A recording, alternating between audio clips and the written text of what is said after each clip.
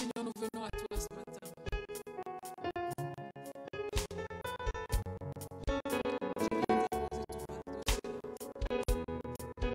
Toute douleur, Seigneur, toute maladie, Seigneur.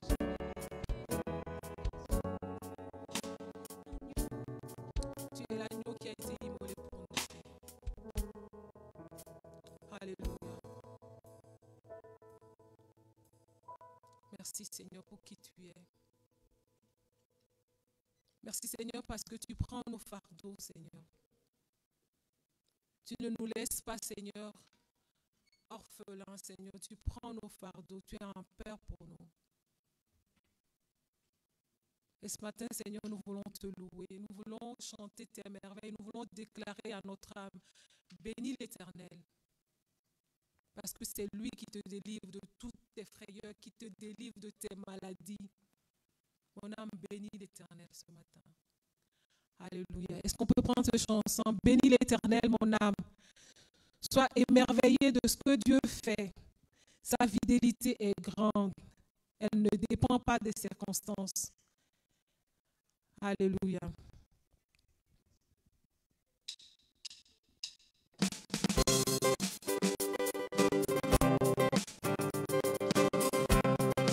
Je vous encourage à vous lever là où vous êtes et ensemble on va bénir l'Éternel.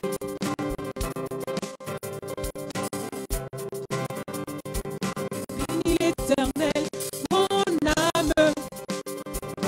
Bénis l'Éternel, mon âme. Sois émerveillé, sois émerveillé.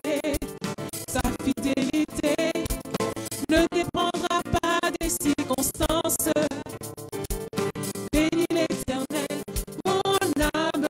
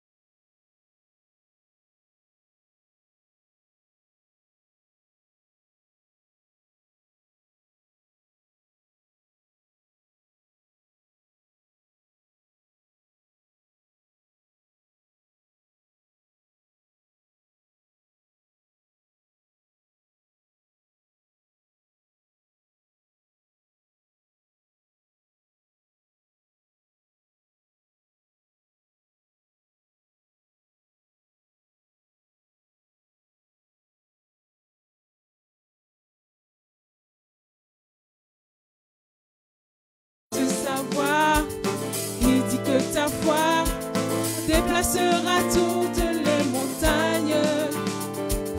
Bénis l'Éternel, mon âme.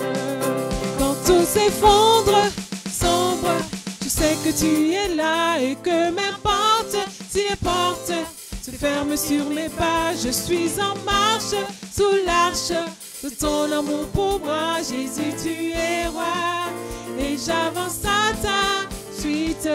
Bénis l'Éternel, mon âme. Bénis l'Éternel, bénis l'Éternel, mon âme. Sois émerveillé, sois émerveillé. Sa fidélité ne dépendra pas des circonstances.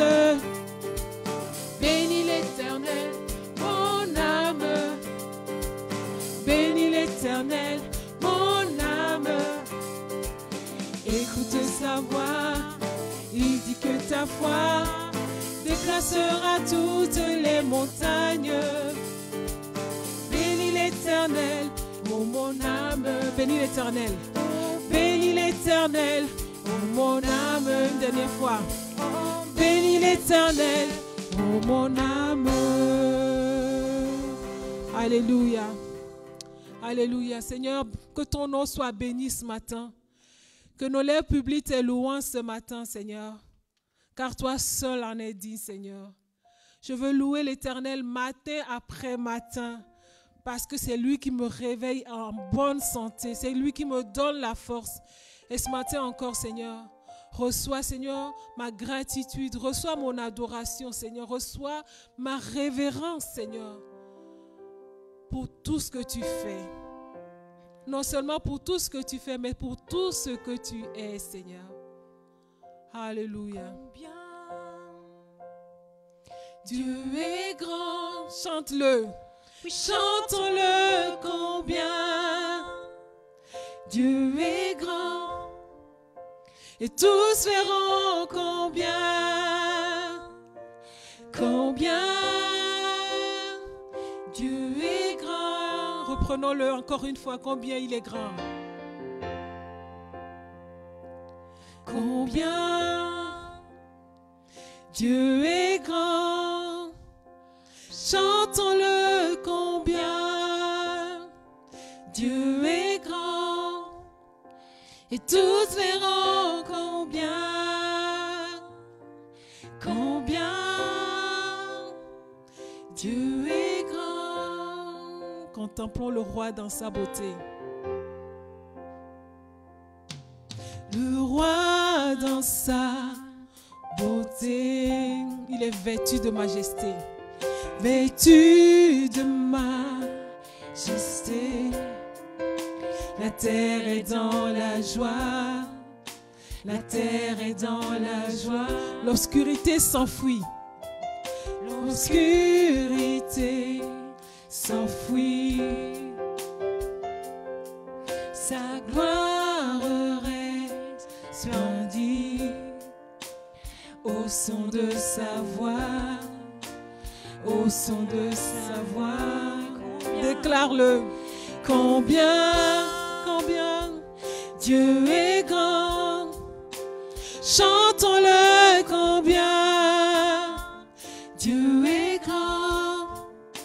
Et tous verront combien. Combien Dieu est grand. On va déclarer car d'âge en âge il vit. Car d'âge en âge il vit. Le temps lui est soumis. Le temps lui est soumis. Il est le commencement et la fin. Commencement et fin. Commencement et fin. Céleste, céleste Trinité. Il est le Dieu d'éternité. Dieu d'éternité. Il est l'agneau divin. Il est l'agneau divin. Combien, combien Dieu est grand. Chantons-le combien. Dieu est grand. Et tous verront combien. Combien Dieu est grand. Déclare combien il est grand encore une fois.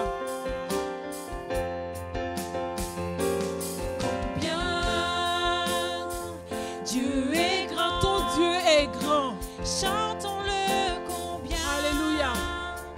Dieu est grand. Et tous verront combien. Combien Dieu est grand. Et on va déclarer que son nom est tout puissant. Il est au-dessus de tout. Son nom est tout puissant. Il est digne de nos louanges.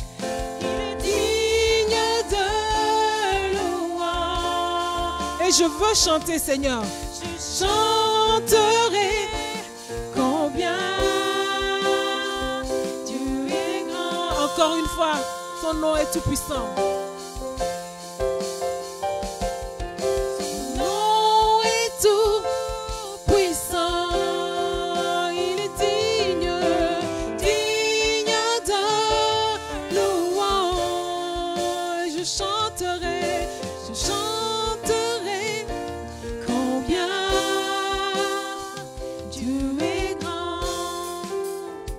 Est-ce qu'on peut le prendre tout doucement? Combien Dieu est grand? Combien Dieu est grand? Chante-le. Chantons-le combien Dieu est grand. Et tous verront combien. Combien Dieu est grand. dis-le lui encore une fois. Bien, tu es grand. Nous chantons combien tu es grand. Et tous verront combien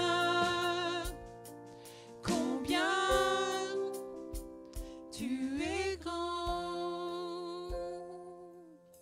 Alléluia. Merci Seigneur parce que nous avons un Dieu grand. Un Dieu infiniment grand. Un Dieu qui dépasse nos circonstances de vie. Un Dieu qui fait au-delà de ce que nous pouvons penser ou imaginer. Un Dieu qui est plein d'amour à notre égard. Et ce matin, Seigneur, je suis assoiffé de toi. Assoiffé de ta présence, assoiffé de ton amour pour moi. Et je ne veux pas m'empêcher, Seigneur, de te couronner encore une fois, roi. Roi de ces instants, roi de ce moment de louange, roi de ce moment de culte. Et roi de toute ma vie, Seigneur. Seigneur, nous voulons te couronner, roi. Alors que nous élevons nos louanges vers toi, Seigneur, viens établir ton trône dans nos cœurs. Viens établir ton trône dans nos vies. Viens établir ton trône dans l'Église, Seigneur. Jésus, nous te couronnons et nous te proclamons, roi, Seigneur. Nous te proclamons, roi. Merci, Seigneur, parce que tu es là. Présent au milieu de nous. Nous t'élevons par nos chants et nous t'adorons. Nous t'adorons, nous t'exaltons. Viens établir ton trône éternel. Par nos louanges, nous t'invitons.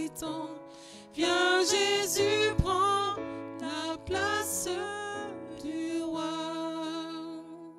Jésus, nous te couronnons. Jésus, nous te couronnons. Nous te proclamons, roi. Tu es là, présent au milieu de nous. Nous t'élevons, Seigneur. Nous t'élevons par nos chants. Nous t'adorons et nous t'exaltons. Viens établir, Seigneur. Viens établir ton trône éternel par nos louanges,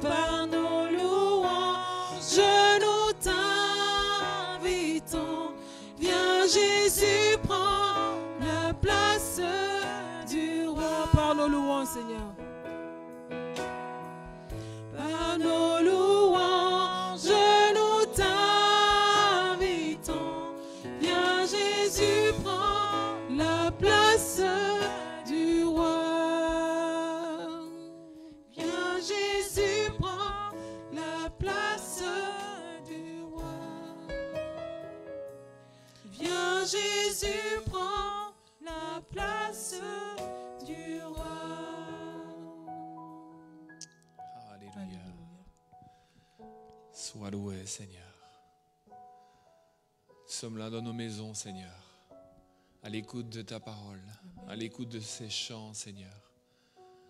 Nous voulons entendre ton cœur, Seigneur. Nous voulons entendre ta voix encore ce matin, Seigneur. Nous sommes heureux de pouvoir, Seigneur, être là autour de toi, Seigneur. Oh Seigneur, nous te couronnons de gloire. Tu es grand, tu es merveilleux, tu es puissant. Qui est comparable à toi? Qui est semblable à toi? Oh, tu appelles à l'existence les choses qui ne sont même pas encore visibles. Et toi, Seigneur, tu les amènes à l'existence. Elles deviennent une réalité dans nos vies parce que nos regards sont fixés sur toi. Oh, ton temps n'est pas notre temps, Seigneur, mais en ton temps, Seigneur. Alors que tu dis la chose, alors que tu promets la chose, elle devient vie en nous, Seigneur. Alléluia. Et nous te louons pour toutes tes merveilles. Nous te louons pour la puissance, la magnificence que tu es, Seigneur. Tu nous dépasses de tous côtés, Seigneur. Merci, Seigneur. Et ce matin encore, nous sommes dans la joie, Seigneur. Ce matin encore, nous sommes là, Seigneur, et nous voulons ce dimanche, dernier dimanche du mois de mai, du mois de juin, Seigneur.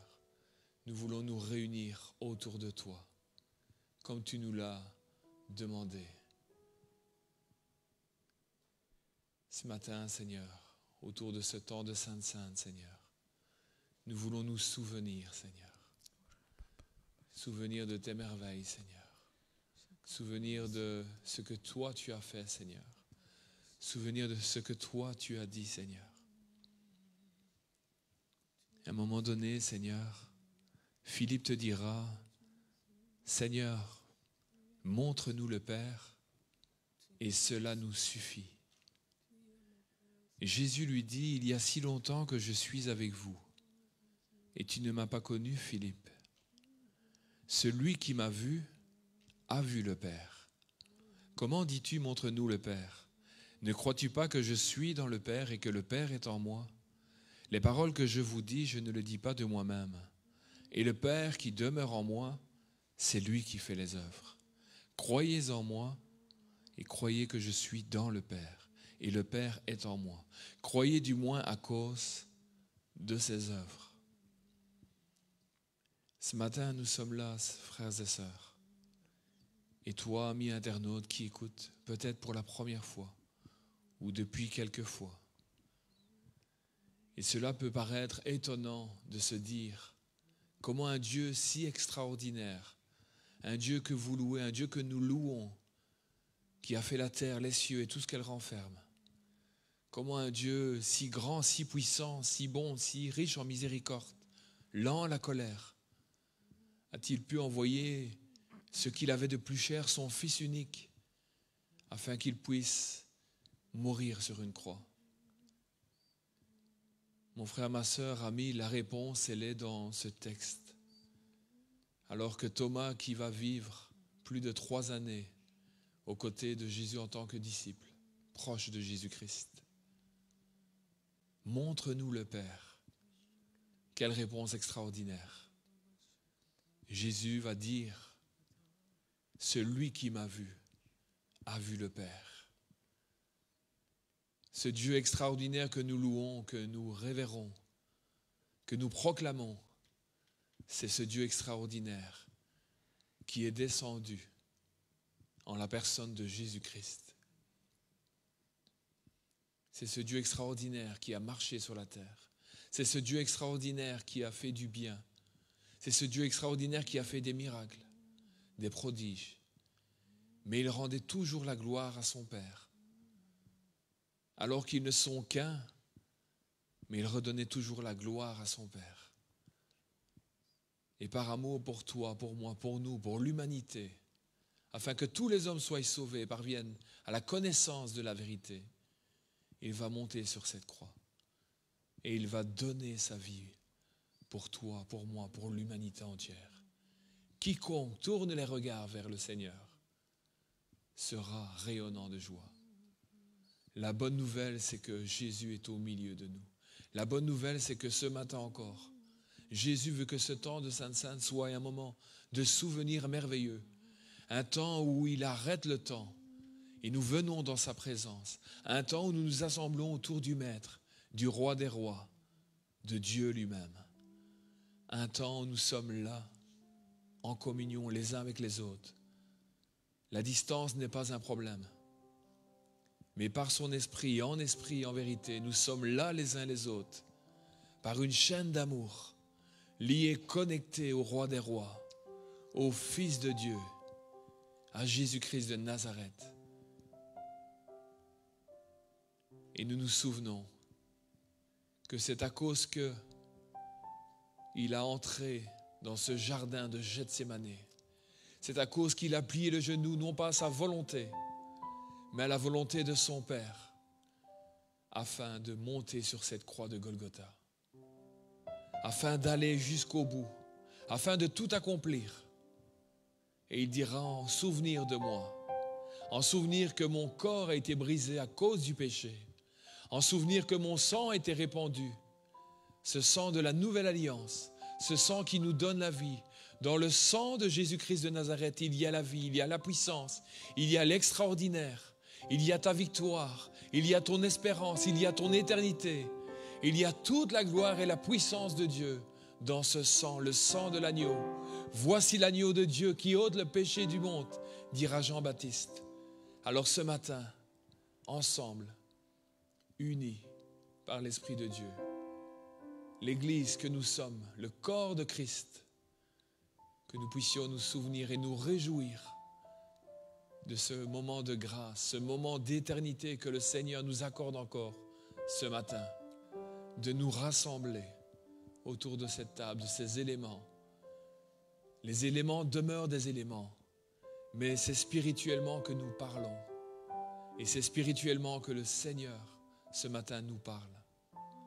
Que nous ne puissions pas prendre cela à la légère, mais que nous puissions considérer la grâce que le Seigneur Jésus-Christ nous accorde ce matin, nous appeler et nous attirer dans sa présence. Que nous puissions déposer tout ce qui nous pèse. Et si nous avons péché, Jésus-Christ est notre avocat auprès du Père. Et plutôt que de participer à ce temps de Sainte-Sainte, si nous avons un différend avec l'un ou l'autre, laissons là ce moment. Et Dieu nous préfère à nous voir réconciliés les uns avec les autres, dans la paix, dans la joie, dans l'unité, afin de pouvoir participer à ce saint repas d'une manière digne. Mon frère, ma sœur,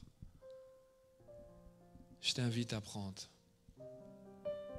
là où tu es ce matin, ce pain qui représente le corps de Christ, un corps brisé, brisé pour nous.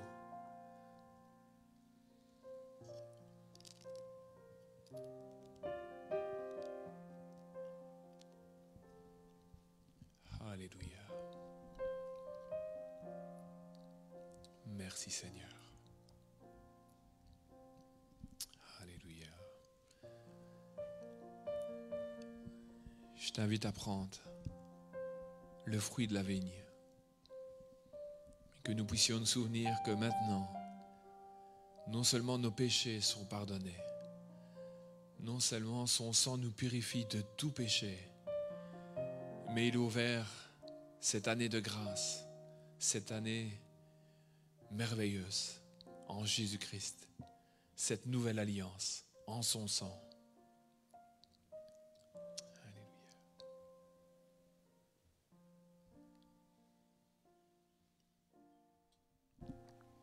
Merci Seigneur. Merci pour tout ce que tu représentes à nos yeux. Merci Seigneur parce que tu n'as pas refusé la croix. Merci Seigneur parce que ils t'ont attaché à la croix. Mais tu n'es pas resté sur la croix, tu es ressuscité. Et aujourd'hui tu es là, la gloire Seigneur. Notre gloire c'est toi. Notre espérance c'est toi. Notre vie c'est toi. Et nous te remercions pour tout cela. Amen. Quel sauveur merveilleux je possède. Il s'est sacrifié pour moi. Et sa vie innocente il cède.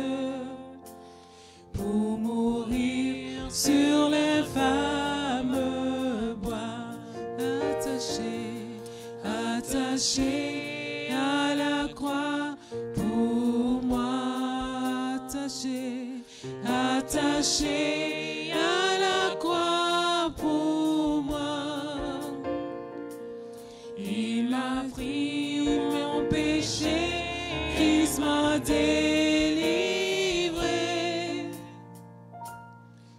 Attaché à la croix pour moi.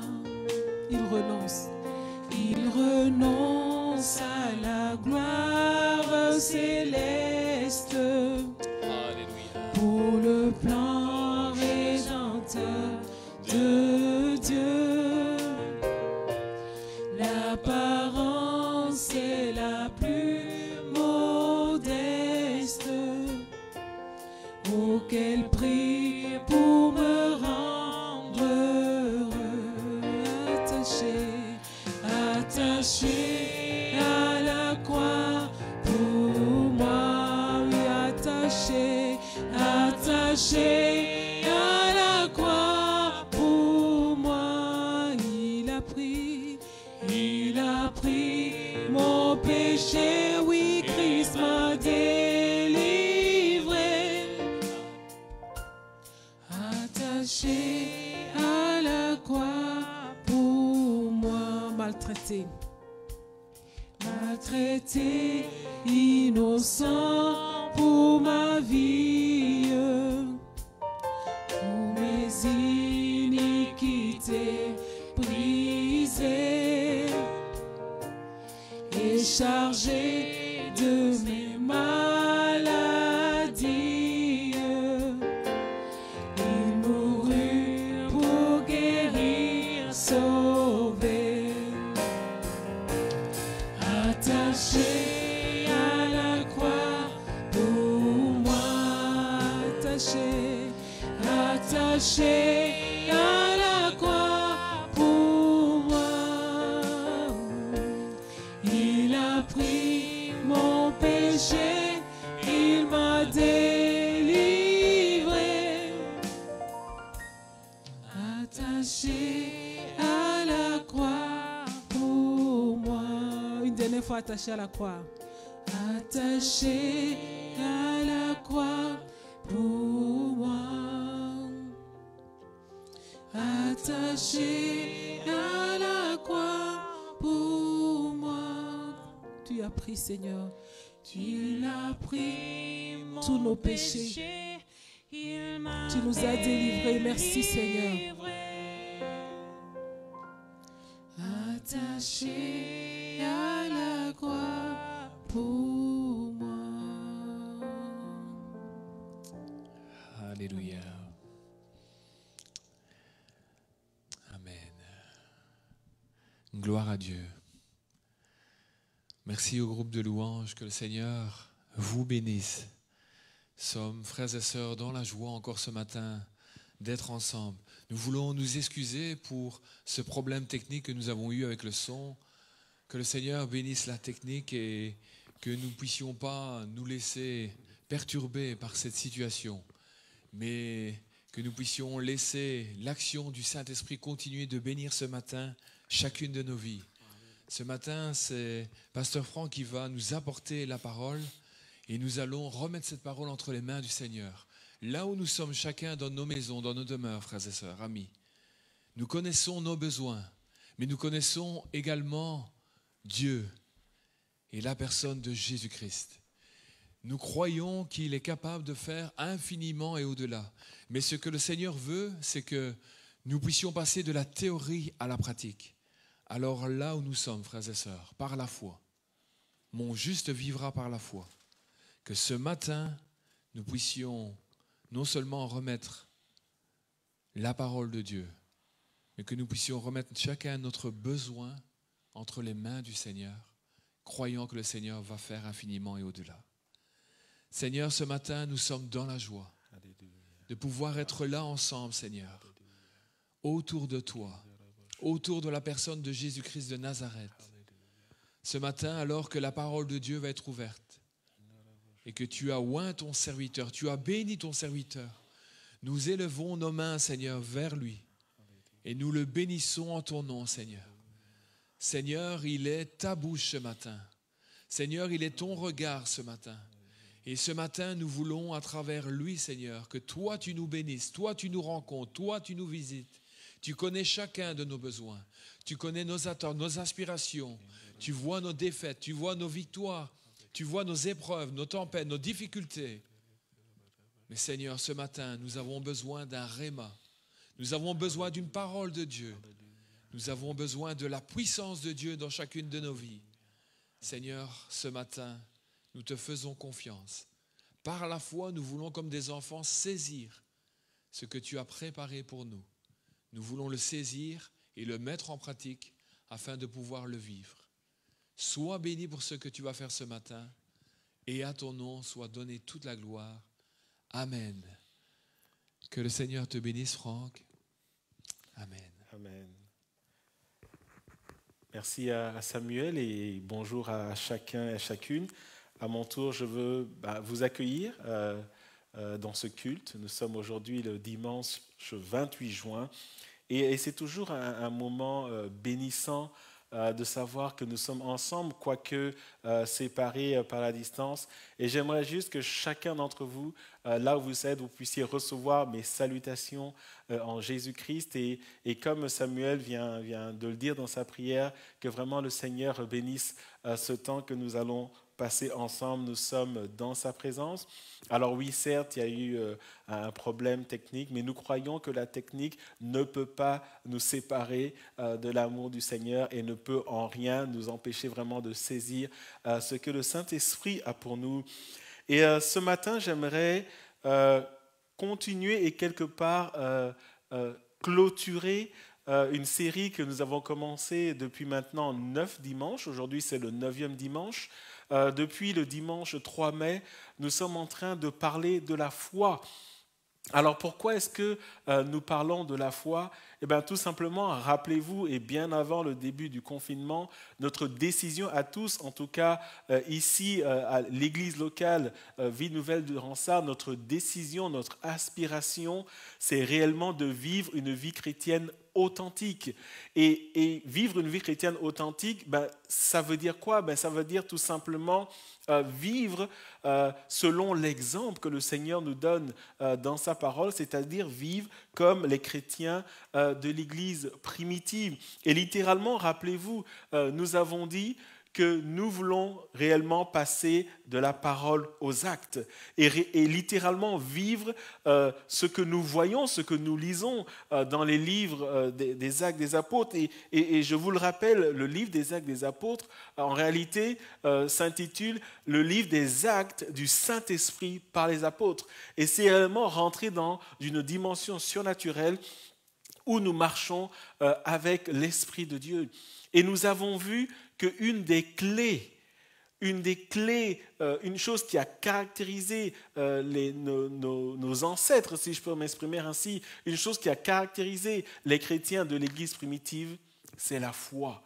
Et c'est pour cela que nous avons passé tellement de temps, parce que frères et sœurs, et la Bible nous le dit, sans la foi, il est impossible de plaire à Dieu. Sans la foi, nous ne pouvons pas entrer dans notre destinée. Sans la foi, nous ne pouvons pas vivre une vie chrétienne authentique et victorieuse. Et donc aujourd'hui, j'aimerais continuer, et je l'ai dit, terminer, si tant est qu'on peut terminer ce thème si enrichissant, où nous parlons de la foi. Et nous l'avons dit et répété, il y a un livre dans la Bible en particulier qui parle de long en large de la foi, mais il faut quand même noter que du début à la fin, la Bible nous parle de la foi. Mais le livre et la lettre aux Hébreux, et plus particulièrement le chapitre 11, est une sorte de résumé de la foi et de la manière dont des hommes et des femmes, en particulier dans l'Ancien Testament, ont vécu leur foi. On a l'impression que dans ce chapitre, le Saint-Esprit a inspiré l'auteur de la lettre aux Hébreux comme pour dire, mais par écrit résume la marche par la foi de tous les hommes, de toutes les femmes de l'Ancien Testament, afin que ça serve d'exemple à mon Église. Et lorsque nous allons dans la lettre aux Hébreux, notamment Hébreux chapitre 10, verset 38, et Samuel l'a mentionné tantôt, « Et le juste vivra par la foi ». Et nous voyons qu'au travers de ce passage, le Seigneur s'attend à ce que vous et moi, nous puissions marcher, vivre par la foi. Et quand nous continuons dans le livre des Hébreux, chapitre 11, nous voyons un peu comme si on était dans un cours, que l'auteur, avant de continuer à parler de la foi, va commencer à définir la foi. Et nous sommes dans Hébreux, chapitre 11, verset 1. « Or, la foi, c'est la ferme assurance des choses qu'on espère, la démonstration de celles qu'on ne voit pas. » Et avant de tomber dans des exemples, nous passons au verset 2 et nous voyons là qu'une indication précise nous est donnée. Il nous est dit que c'est parce que des hommes et des femmes ont marché par la foi qu'ils ont été approuvés par Dieu. Et vous savez, frères et sœurs, je pourrais arrêter la prédication de ce matin au verset 2, parce que c'est tellement puissant et c'est tellement profond. Ils ont été approuvés par Dieu.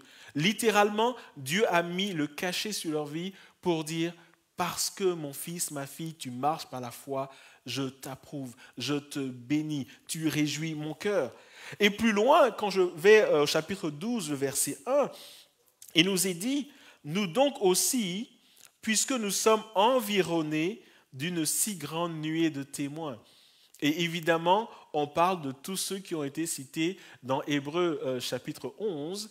Alors, comprenons bien, il ne s'agit pas pour ces hommes et ces femmes qui sont décédés depuis de nombreuses années. Ce passage ne dit pas qu'ils sont là quelque part, je ne sais pas où, dans l'univers, en train de nous scruter. Pas du tout. Ce passage veut dire tout simplement que nous devons suivre leur exemple. Nous devons les imiter.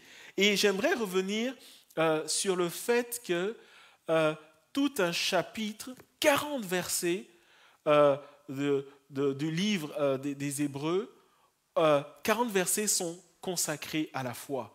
Et frères et sœurs, j'aimerais juste attirer votre attention sur le fait que lorsque la Bible prend le temps quelque part de s'arrêter, de mettre les feux des projecteurs sur quelque chose de bien particulier, c'est parce que c'est très important. Et lorsque nous lisons Hébreux 11, qu'est-ce que nous voyons ? Nous voyons quelque chose de très pratique. Il nous est donné plusieurs exemples. Et au cours des 8 ou 9 derniers dimanches, nous vous avons parlé par exemple de Caïn et Abel, nous vous avons parlé de Enoch, nous avons parlé de Noé, nous avons parlé d'Abraham, nous avons parlé de Moïse.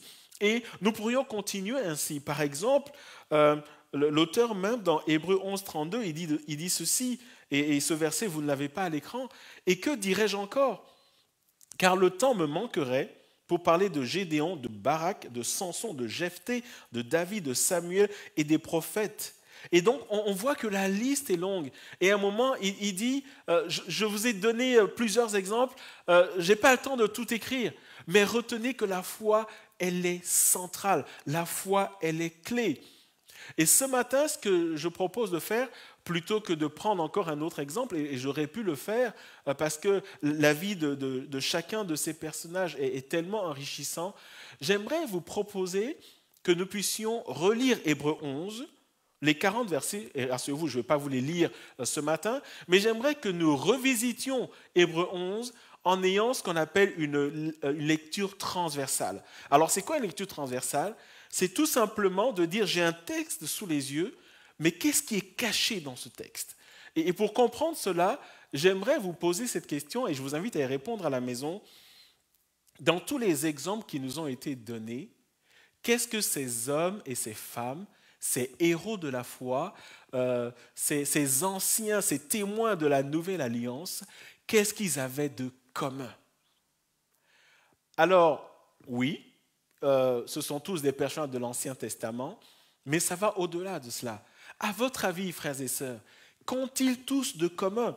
Et quand je parle de lecture transversale, ça me fait penser à une série télé que j'ai vue, et vous le connaissez peut-être, c'est la série Prison Break. Alors, je ne vais pas vous parler de l'intrigue ce matin, mais le héros de cette série avait pour ceci de particulier que lorsqu'il écrivait un texte, une lettre, il y avait toujours quelque chose de caché. Et quelque part, il fallait prendre le temps de regarder, de scruter, de faire attention aux mots qui frappent. Et c'est ce que je vous propose ce matin. Et lorsque je parle de lecture transversale, j'aimerais juste que vous et moi, nous prenions notre loupe et que nous regardions à peut-être des mots qui ressortent dans tous les 40 versets. Et lorsque nous regardons à la loupe, lorsque nous prenons le temps de regarder en profondeur, et lorsque nous prenons le temps d'écouter le Saint-Esprit nous diriger dans Hébreux 11, nous allons voir qu'il y a 3 verbes qui ressortent. Et ces verbes sont les verbes recevoir, les verbes voir, et enfin le verbe croire. Et ce matin, nous allons voir dans ce message que Hébreux 11 se résume à ces 3 verbes, et ces 3 verbes ont ceci de particulier et de commun que ce sont des verbes d'action.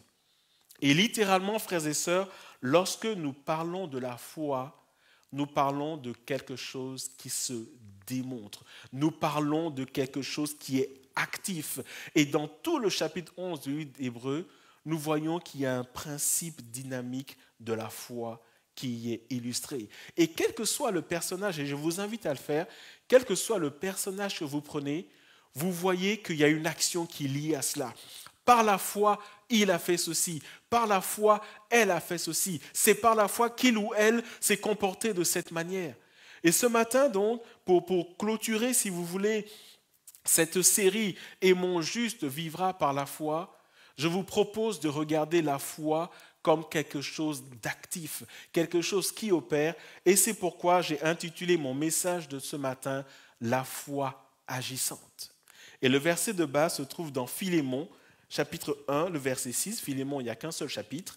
Je vous lis le verset 6. Je lui demande, et c'est Paul qui parle, et Pierre est en train de dire à Philémon, je suis en train de prier pour toi. Et dans la prière, il demande ceci à Dieu, pour Philémon, je lui demande que ta participation à la foi soit efficace. Et le mot grec qui est traduit par efficace veut dire littéralement quelque chose qui est actif, quelque chose qui est agissant, quelque chose qui opère, quelque chose qui donne des résultats, quelque chose qui travaille. Et nous voyons que là, il y a une dynamique qui est là. Littéralement, Paul dit à Philémon, je demande à Dieu, je prie que ta foi soit agitante, que ta foi soit active, que ta foi travaille, que ta foi opère, que ta foi porte des résultats. Et c'est ce que nous allons voir ce matin, et nous allons voir la foi agissante au travers de ces 3 verbes d'action dont je viens de vous parler, recevoir, voir et croire. Et cela sera autant de points dans mon message ce matin. Ce matin, 3 points. Premièrement, la foi, elle voit l'invisible. Et ça va nous amener à faire une prière et à dire, Seigneur, ouvre nos yeux spirituels. Deuxième point, la foi, elle croit l'incroyable. Et ça va nous amener à dire, Seigneur, ouvre mon cœur. Et enfin, la foi reçoit l'impossible. Et ça va nous amener ce matin à dire, Seigneur, ouvre mes mains afin que je reçoive de toi. 3 points articulés autour d'une foi qui se veut agissante. La foi, elle voit l'invisible. La foi, elle croit l'incroyable. Et la foi, elle reçoit l'impossible. Et nous allons voir ce matin, frères et sœurs, que si notre foi est articulée autour de voir, croire et recevoir, alors notre foi sera celle qui sera agréable à Dieu.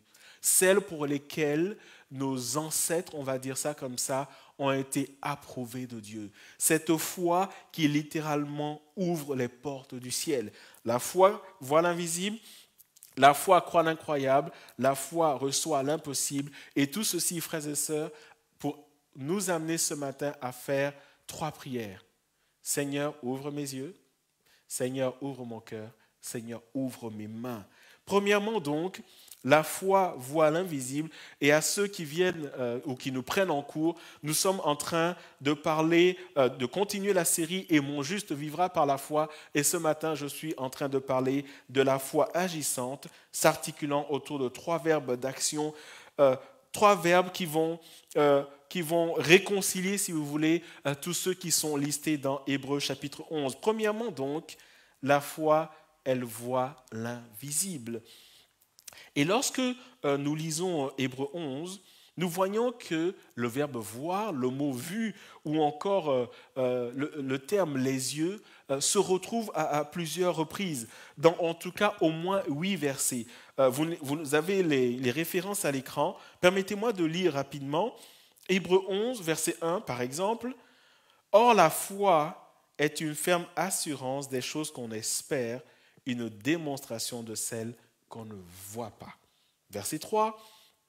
C'est par la foi que nous reconnaissons que l'univers a été formé par la parole de Dieu, en sorte que ce qu'on voit n'a pas été fait de choses visibles. Et nous voyons que la notion de voir ou de visible est toujours là. Le verset 13, par exemple, c'est dans la foi qu'ils sont tous morts, sans avoir obtenu les choses promises, mais ils les ont vues et saluées de loin, reconnaissant qu'ils étaient étrangers et voyageurs sur la terre. Au verset 27, par exemple, en parlant de Moïse, c'est par la foi qu'il quitta l'Égypte, sans être effrayé de la colère du roi, car il se montra ferme comme voyant ce qui est invisible. Verset 15, par exemple, lorsqu'on parle de la vue, verset 15, le temps que je le trouve, ça y est, s'ils avaient eu en vue celle d'où ils étaient sortis, ils auraient eu le temps d'y retourner. Verset 20, par exemple, c'est par la foi qu'Isaac bénit Jacob et Ésaü en vue des choses à venir. Et le verset 26, pour parler des yeux, verset 26 nous dit ceci, « Il regarda l'opprobre de Christ comme une richesse plus grande que les trésors de l'Égypte. » Pourquoi ? Et là on parle de Moïse, et j'en avais parlé il y a 2 semaines, car il avait les yeux fixés sur la rémunération. Nous voyons donc, frères et sœurs, que dans Hébreux 11 en particulier, il y a plusieurs versets, notre attention est mise sur le fait de voir l'invisible. Et si, frères et sœurs, la Bible insiste à ce point par rapport au fait de voir l'invisible, c'est parce que cela est primordial pour vous et moi ce matin.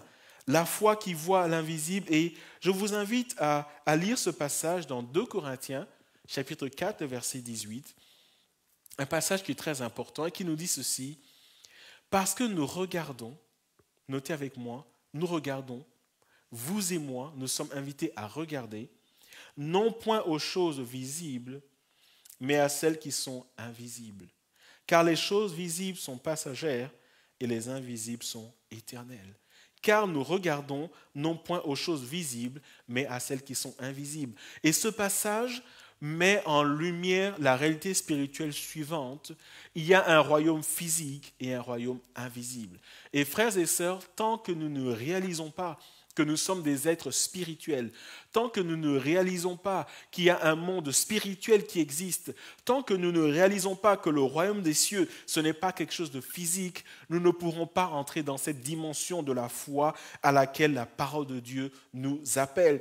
Et ici, clairement, il nous est parlé de choses visibles qui sont passagères et donc liées au monde dans lequel nous vivons, et les choses invisibles qui sont éternelles, qui sont liées au royaume de Dieu. Et ma question pour toi ce matin, elle est la suivante. Est-ce que tu réalises que le royaume de Dieu est une réalité spirituelle? Est-ce que tu comprends que quand tu dis que tu es un enfant de Dieu, tu appartiens à un royaume spirituel? Et la parole de Dieu nous dit ce matin qu'il est important que nous regardions non pas aux choses visibles, alors ça ne veut pas dire qu'il faut fermer les yeux et vivre les yeux fermés, mais ça veut dire que, comme Jésus l'a dit, tout en étant dans le monde, réaliser que nous ne sommes pas du monde. Et si nous comprenons que nous ne sommes pas du monde, frères et sœurs, qu'est-ce qu'il nous reste à faire? Il nous reste à aller rechercher les choses qui sont propres au royaume de Dieu. Et plus loin, l'apôtre Paul, lorsqu'il parle aux Corinthiens, encore une fois, à l'église qui était dans la ville de Corinthe, il leur dit ceci dans 2 Corinthiens chapitre 5, le verset 7, « Car nous marchons par la foi et non par la vue. » Nous marchons par la foi et non par la vue. Et avant de continuer ce message, j'aimerais juste attirer votre attention, que ce soit dans 2 Corinthiens 4, 18 ou 2 Corinthiens 5, 7, que la foi n'est pas nommée dans un coin, mais il y a toujours un contraste entre la foi et la vue. Les choses visibles, les choses invisibles. La foi pour les choses invisibles, la vue pour les choses visibles. Et ici, il nous est dit qu'il y a cette dynamique qui est là, mais nous sommes invités, vous et moi, à regarder par la foi aux choses invisibles et à ne pas nous attacher aux choses visibles que nous voyons par la vue. Et qu'est-ce que ce passage veut nous dire, frères et sœurs? Et c'est important que nous puissions le saisir ce matin. Ce passage est en train de nous dire que ce que nous ressentons dépend trop de ce que nous voyons et pas assez de ce que Dieu nous dit dans sa parole. Et frères et sœurs, pour que nous puissions mener une vie chrétienne victorieuse, nous devons apprendre à voir les choses comme Dieu le dit et non pas comme le monde nous l'enseigne et non pas comme nos sentiments nous le suggèrent et non pas comme nos pensées nous y poussent. Et j'aimerais partager avec vous une citation d'un auteur chrétien, John Walker, pour ne pas le nommer. Il a dit ceci: « Lorsque nous réduisons la réalité à ce que nous voyons, nous nous enfermons dans la pensée que ce que nous voyons est la seule vérité. Nous devenons prisonniers de nos propres perceptions. Nous cessons de marcher par la foi. Parmi ceux qui marchent par la foi, les apparences ne sont jamais la réalité ultime. La réalité s'étend au-delà de ce qu'on voit. » Je veux le redire parce que c'est tellement intéressant. Ce n'est pas un verset biblique, mais c'est une pensée d'un auteur chrétien. Lorsque nous réduisons la réalité à ce que nous voyons, nous nous enfermons dans la pensée que ce que nous voyons est la seule vérité. Nous devenons prisonniers de nos propres perceptions. Nous cessons de marcher par la foi. Pour ceux qui marchent par la foi, les apparences ne sont jamais la réalité ultime. La réalité s'étend au-delà de ce qu'on voit. J'aimerais attirer votre attention sur ce qu'il dit en disant « nous nous enfermons dans la pensée ». Et ce matin, je vais développer cette idée de s'enfermer dans un système de pensée. J'en avais parlé il y a 2 semaines, mais je sens dans mon cœur que le Saint-Esprit souhaite que je revienne dessus, parce que c'est important pour nous ce matin. Une autre citation plus bas, « Le moyen de voir par la foi, c'est de fermer les yeux à la raison. » Vous voyez, il y a toujours cette dualité, raison-raisonnement, qui vient de la vue, et la foi qui nous permet de saisir les choses de Dieu. Frères et sœurs, le royaume de Dieu est une réalité et nous sommes appelés à marcher en fonction des réalités du royaume de Dieu. Et littéralement, que signifie cette pensée ou les passages que nous lisons? S'il m'était permis d'interpréter ou cette pensée ou les versets que nous avons lus, voilà ce que je dirais. La vue nous amène sous la domination ou sous le règne de nos raisonnements. La foi nous amène à saisir les choses du cœur de Dieu. Une autre manière de le dire, lorsque nous marchons par nos raisonnements, nos yeux, notre vue nous amène à réaliser qu'il y a une impossibilité qui est là, parce qu'elle met en lumière notre incapacité. Mais lorsque nous marchons par la foi, nos yeux sont sur Jésus, et alors nous réalisons que ce qui humainement est impossible est possible à Dieu. Et c'est pour ça que dans la Bible, il nous dit que ce qui est impossible aux hommes est possible à Dieu. La vue nous aligne sur le règne ou la domination de nos raisonnements. La foi nous aligne sur le cœur de Dieu.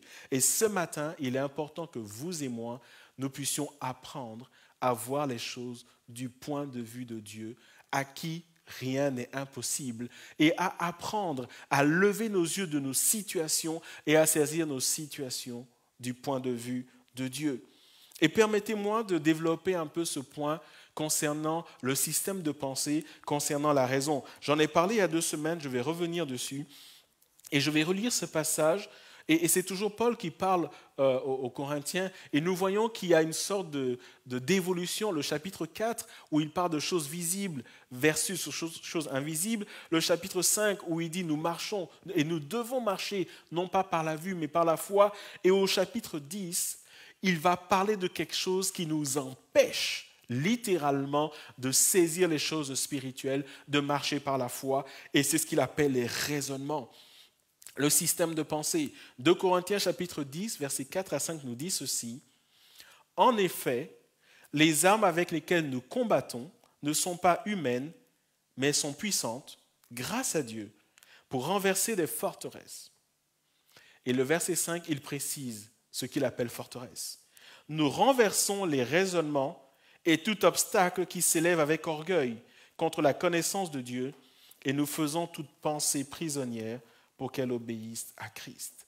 Littéralement, de la prison du raisonnement, il nous est dit que nos pensées doivent être prisonnières de Christ. Prisonnières, on se comprend. Et la parole de Dieu dit ici qu'il y a des choses qui sont érigées dans notre manière de fonctionner. Et en particulier, notre monde occidental est un monde qui raisonne. Et force est de constater que nous amenons ces raisonnements dans l'Église. Et lorsque nous sommes confrontés à des situations, nous sommes dans autant de raisonnements. Souvent, j'entends l'expression quand quelqu'un me parle ou quand je suis en train de prier avec quelqu'un, « Oui, mais je me dis ». Et là, vous vous rendez compte que la personne commence à raisonner. La parole de Dieu dit ceci, « Oui, mais et si on faisait ça, je me dis que… » Et une fois, je me rappelle, je parlais avec quelqu'un et cette personne a commencé à rentrer dans tout un scénario. Oui, mais je me dis que si je fais ça, je pense, qu'est-ce que je vais devenir dans 6 mois, dans 1 an? Et à un moment, j'ai dit à la personne, écoute, on est juste là et toi, tu es déjà parti dans les 10 prochaines années. Et si nous vivions ce que Dieu nous donne aujourd'hui, en croyant qu'il tient nos vies entre ses mains, en croyant que oui, nous ne pouvons pas nous projeter, mais il a dit qu'il sera avec nous tous les jours. Frères et sœurs, c'est ça la forteresse. La forteresse nous amène à réduire Dieu à un système de pensée que nous prête le monde dans lequel nous vivons. À dire, et si je fais ça, mais voilà ce qui va se passer. Et je dirais que c'est tellement logique quand on y pense que ça nous emmène dans une prison ou alors nous ne pouvons absolument rien faire. Et nous sommes bloqués. Et ça nous amène en tant que chrétiens à prier. Oui, mais lorsque nous avons dit Amen, que faisons-nous? Nous repartons dans nos pensées, dans nos raisonnements. Et souvent nous disons, oui, je sais bien, mais j'ai prié, mais oui, je sais bien, mais je me dis. Ou alors, après avoir fait une prière de foi où nous prions au nom de Jésus, et après avoir dit Amen, nous disons, j'espère vraiment que ça va marcher. Nous avons tous dit ça à un moment donné. Et frères et sœurs, ce matin, j'aimerais vraiment, et j'invite chacun d'entre nous, à nous lever contre tout raisonnement qui s'oppose à la foi à laquelle nous invite la parole de Dieu. Lorsque nous lisons Hébreux chapitre 11, et lorsque nous prenons le temps de fouiller, nous voyons que ces témoins de l'ancienne alliance ont choisi de marcher par la foi et non par la vue. Il y a des choses qui se sont dressées devant eux. Et je vous invite à regarder la situation de chacun d'entre eux. Des choses se dressaient devant eux, mais ils ont choisi de regarder à Dieu plutôt que de regarder aux situations. Et la raison pour laquelle je reviens sur ce passage où je veux attirer notre attention sur les difficultés que peuvent engendrer notre système de pensée et nos raisonnements dans nos vies, c'est que lorsque Paul en parle, il dit que pour sortir de ça, il ne faut pas se lever un jour en disant « à partir d'aujourd'hui, je ne veux plus raisonner comme le monde ». Paul ne dit pas ça. Paul dit que c'est un combat spirituel. Paul dit que vous et moi, nous devons nous lever et dire « Seigneur, touche mes pensées, change ma manière de voir les choses, transforme mon système de pensée. » Tout ce qui a été érigé dans ma tête comme système, comme manière de faire, comme raisonnement, renverse cela, Seigneur, et ne laisse que ruine sur ruine. Pour que Dieu puisse se planter, il faut d'abord qu'il puisse abattre. C'est ce que la parole de Dieu nous dit. Et j'aimerais dire que renverser des forteresses, ça peut prendre du temps. Mais nous ne devons pas nous décourager. C'est une prière que nous devons continuer à faire. Seigneur, aide-moi à raisonner selon le principe de la parole de Dieu et non pas les principes du monde, parce que j'appartiens au royaume des cieux. Nous renversons les raisonnements et regardez la suite, et tout obstacle qui s'élève contre la connaissance de Dieu. Et encore une fois, c'est comme si c'était un mur qui nous empêchait de voir Dieu. Nous nous saisissons par la pensée que Dieu est grand, mais nous n'arrivons pas à vivre que Dieu est grand. Frères et sœurs, les chrétiens victorieux sont ceux qui passent de la parole aux actes, de la pensée aux actes. Ceux qui ne s'arrêtent pas au niveau de leur pensée, mais qui font descendre ces choses dans leur cœur et qui vivent cette réalité spirituelle-là. Et ce matin, je veux t'inviter à entrer dans ce combat spirituel, à dire, Seigneur, change mon système de pensée.